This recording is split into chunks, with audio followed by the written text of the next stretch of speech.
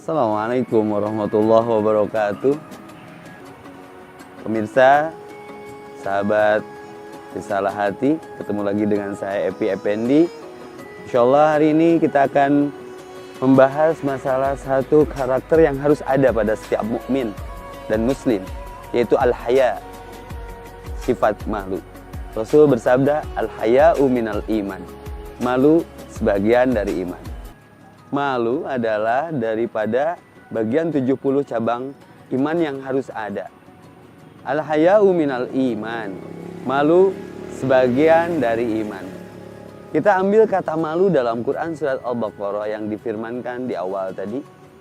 Innallaha, sungguhnya Allah la yastahi, tidak akan pernah merasa malu. Innallaha la yastahi ayyadriba masalam ma ba'udatan fama fawqaha. Hatta harus menciptakan seekor nyamuk. Tergantung pemahaman kita terhadap nyamuk yang Allah ciptakan itu seperti apa. Fama fawqaha. Fa'amal ladzina amanu, kalau kita beriman, kita akan merasa malu dengan nyamuk yang Allah ciptakan. Maka faya'lamuna annahul haqqu, orang beriman akan menyimpulkan ini nyamuk, walaupun seekor nyamuk, kebenaran dari Allah. Belajar dari nyamuk, kita akan tertanam rasa malu dari cara mencari rezeki nyamuk. Nyamuk itu begitu tawakalnya mencari rezeki walaupun harus dirinya terancam. Perhatikan kalau nyamuk mencari rezeki. Perhatikan kalau nyamuk dia berikhtiar mencari rezeki dalam rangka tawakal kepada Allah. Terancam. Harus mengontrol dulu telinga manusia. Ngeng, ngeng, ngeng. Sudah tidurkah belum yang akan digigitnya? Padahal yang disedot oleh nyamuk itu di antara manusia adalah darah yang kotor. Manusia cenderung pelit. Diambil sedikit dari darah yang kotor dari tubuhnya, langsung nyamuk itu dibunuh. Maka menangislah anak nyamuk itu mencari bapaknya yang sedang mencari nafkah. Bapak kemana? Ternyata bapaknya sudah tewas karena dipukul manusia di tembok, bitu, pecah. Itu ancaman ketika nyamuk mencari rezeki. Malu, kita diberikan rezeki oleh Allah yang luar biasa. Dunia diciptakan untuk manusia, manusia diciptakan untuk akhirat. Masih meragukankah kepada Allah tentang bagaimana jaminan rezeki? Malu rasanya. Maka ada ayat, fabi ayyi ala'i rabbikuma tukadziban. Nikmat mana lagi yang kamu dustakan? Begitu terancam nyamuk ketika mencari rezeki, kita tinggal beribadah kepada Allah, rezeki kita sudah dijamin. Sahabat Risalah Hati, iyyaka na'budu wa iyyaka nasta'in. Cukupkan ibadahmu kepadaku, nanti aku yang mencukupkan segala kebutuhanmu. Kita jadi repot karena ingin, bukan karena butuh. Benahi urusan akhiratmu, nanti urusan duniamu aku benahi. Maka bicara dari nyamuk satu, Allah tidak pernah malu untuk menanamkan rasa malu dengan seekor nyamuk kepada manusia supaya tertanam rasa malunya. Salah satunya bab rezeki. Tapi dari nyamuk itu kemudian manusia bisa hidup. Berapa manusia yang hidup dari diciptakannya nyamuk? Terciptalah obat nyamuk. Lalu orang bekerja di pabrik yang kaitannya dengan nyamuk. Tapi yang bodohnya manusia tidak bisa, walaupun harus mencipta satu kaki nyamuk yang patah dari nyamuk itu, hanya bisanya membunuh. Nah maka ini para pemuda yang suka naik motor pakai jaket kulit, ada nggak rasa malu kalau lagi pakai jaket kulit dilihat kambing atau domba? Kata domba, itu bahannya ti urang, itu bahannya dari aku, malu dong. Al-haya'u minal iman. Segala sesuatu itu akan jadi faktor pelengkap keimanan termasuk rasa malu. Satu ketika saya bertafakur melihat ulat sutra yang memakan daun murbei. Ketika memakan daun itu jadi benang, lalu daun itu kita makan jadi apa dari kita? Yang saya pikirkan, kita malu, Allah bisa menciptakan mesin tekstil di dalam tubuh ulat. Di mana rasa malu kita? Ketika kelinci kencing itu jadi pupuk tanaman, kita kencing bayar 2.000. Kalau tidak punya rasa malu, summa radadnahu asfala safilin. Kambing makan rumput, kotorannya pun masih bisa dijual untuk pupuk. Kita makan kambing, kotoran kita sedot WC itu bayar. Bukan kita yang dibayar. Maka Allah menjanjikan kalau kita beriman, asfala safilin, akan derajat kita meningkat. Tapi kalau kita tidak beriman, summa radadnahu asfala safilin, jadi aspal, jadi hal yang terinjak-injak. Maka malulah kepada Allah. Jangan sombong. Kenapa? setiap kita diciptakan dari tanah. Kita teh saudara sama genting, sama coet, sama bahan keramik. Kalau kita sombong, tidak punya rasa malu, orang Bandung bilang, jangan besar kepala, jangan sombong. Kenapa jangan besar kepala, Ustadz? Bising teu asup helm, ya. Karena manusia tidak punya rasa malu, akhirnya sombong, ya. Lihat, kalau kita belajar ke kerbau, pernah kerbau mengeluh tentang rezeki, tidak kuliah juga lalintuh, weh. Ada cecak membantingkan badannya gara-gara takut rezeki, malu atulah sampai bertikai gara-gara rezeki, gara-gara keyakinan yang menipis tentang jaminan Allah kepada kita. Hasbunallah wa ni'mal wakil, ni'mal maula wa ni'man nasir. Maka kata Nabi, al-haya'u minal iman. Malu sebagian dari iman. Luar biasa. Al-haya'u minal iman. Malu sebagian dari iman. Semua dari Allah, semua berawal dan berasal dari kehendaknya. Setiap tubuh kita ada dalam genggamannya, setiap ubun-ubun kita ada dalam kendali, begitupun 50 triliun sel dalam tubuh kita ada dalam kendalinya. Malu kalau kita tidak mengembalikan seluruh persoalan hidup kita kepada Allah Subhanahu wa Ta'ala. Sahabat pemirsa, risalah hati yang Allah muliakan. Kenapa rasa malu menjadi pelengkap dari 70 cabang keimanan yang harus ada dan lengkap dalam setiap keimanan kita? Apa yang bukan dari Allah? Apa yang tidak diurus oleh Allah? Apa yang tidak akan kembali kepada Allah? Rasanya malu sekali kalau kita tidak menyerahkan apapun urusan kita kepada Allah. Hasbunallah wa ni'mal wakil, ni'mal maula wa ni'man nasir. Kita hanya butuh satu pertolongan, yaitu pertolongan Allah. Tapi tidak mungkin ada kalau kita tidak punya rasa malu. Maka jangan salah kesimpulan. Ketika Allah tidak malu menciptakan nyamuk, itu untuk menanamkan rasa malu kepada kita. Jangan menghina ciptaan Allah. Fa'amal ladzina amanu faya'lamuna. Walaupun seekor nyamuk, orang beriman akan mengerti dan malu bahwa ini Allah ciptakan punya maksud. Fa'amal ladzina amanu fayaquluna, sehingga komentarnya annahul haqqu mir rabbihim. Ini yakin ada hikmah di balik ciptaan Allah. Tidak dipermalukan dengan nyamuk. Tapi kalau kita tidak beriman, kita dipermalukan oleh nyamuk. Ketika ada sesuatu yang diambil dari nyamuk, dari diri kita, kita tidak bisa mengambilnya lagi. Di mana kekuatan kita? Membikin nyamuk saja tidak bisa. Jangan nyamuknya, kakinya saja. Jadi jangan merasa benar, harus benar merasa. Jangan merasa pintar, harus pintar merasa. Beda dengan orang kafir. Fa amal ladzina kafaru fayaquluna madza aradallahu bihadza masalah. Kalau orang kafir berkomentar, untuk apa Allah ciptakan makhluk seperti ini? Padahal Rabbana ma khalaqta hadza batila. Tidak ada yang batil yang Allah ciptakan kalau kita cerdas menyimpulkan. Semua ada maksud, semua ada ajaran, semua ada tambahan ilmu kalau kita melihatnya dengan rasa malu. Tidak malukah kita ketika kita diberikan setiap hela nafas yang serba gratis dari Allah? Kita lebih takut sama perusahaan listrik ketika telat membayar kuota habis, lalu kita tegang. Tapi pernah nggak ada rasa malu ketika kita membayar dan tidak pernah ditagih untuk nikmat setiap hela nafas yang semakin hari kuotanya akan semakin habis?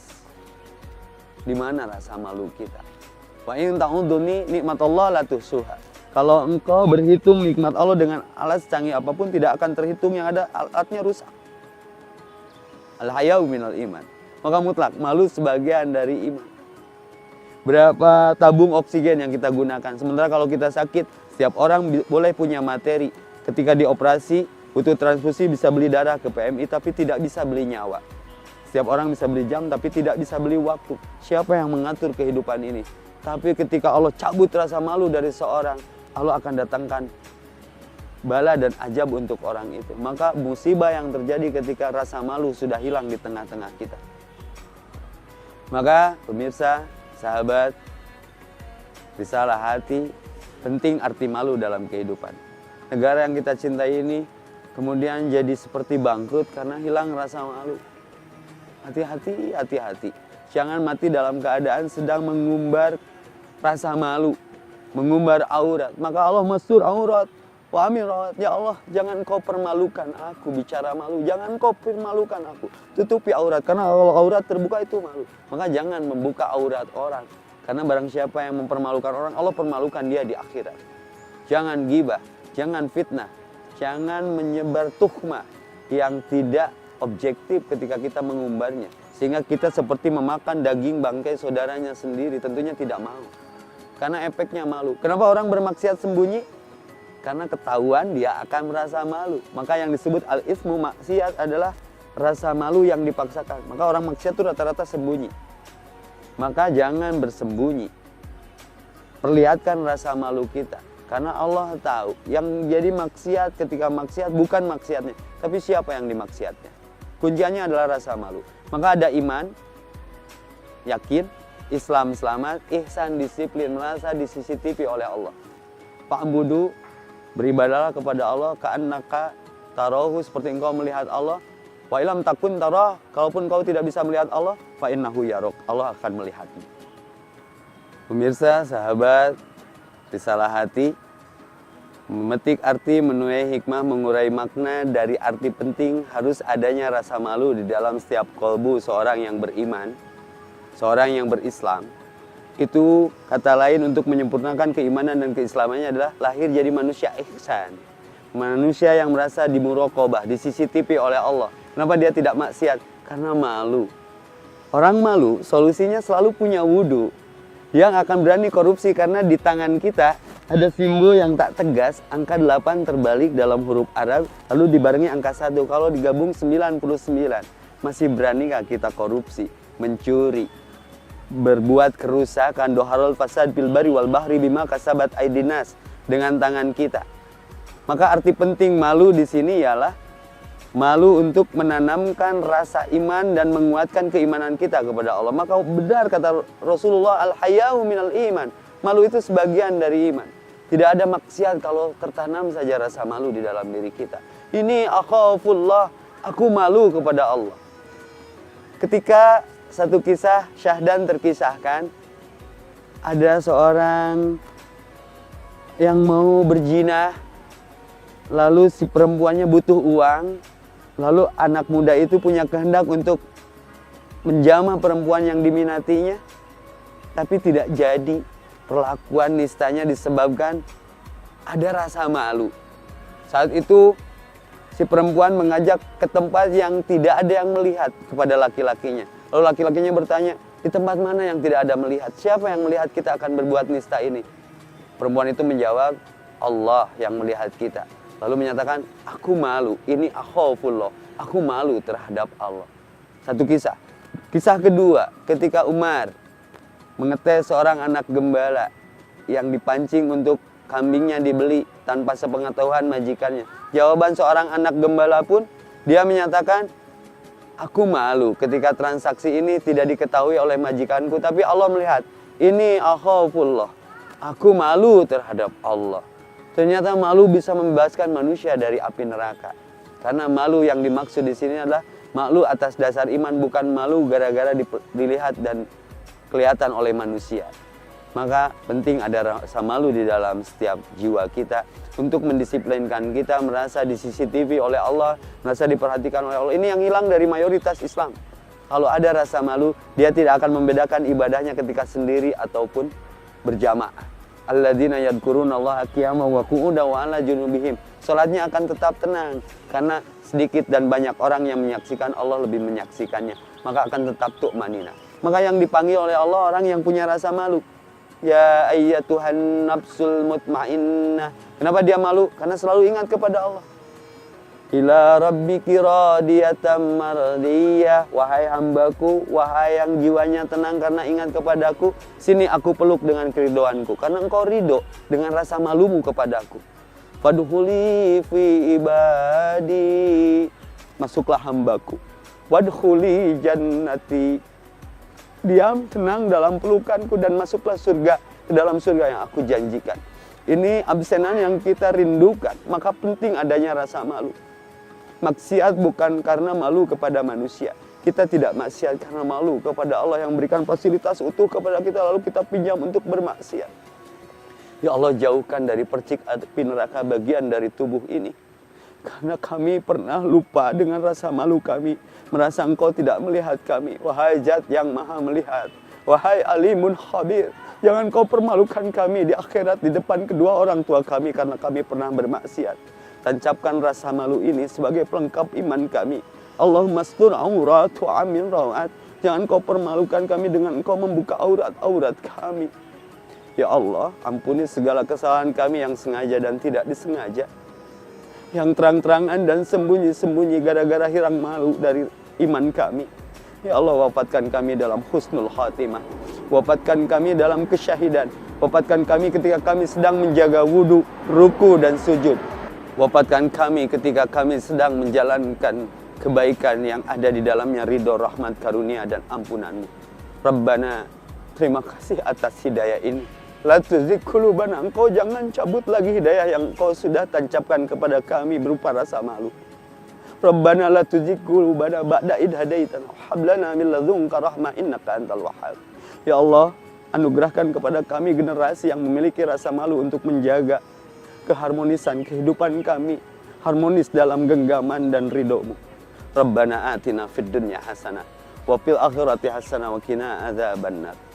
Allahumma inni as'aluka ridhaka wal jannah wa na'udzubika min sakhatika wan nar.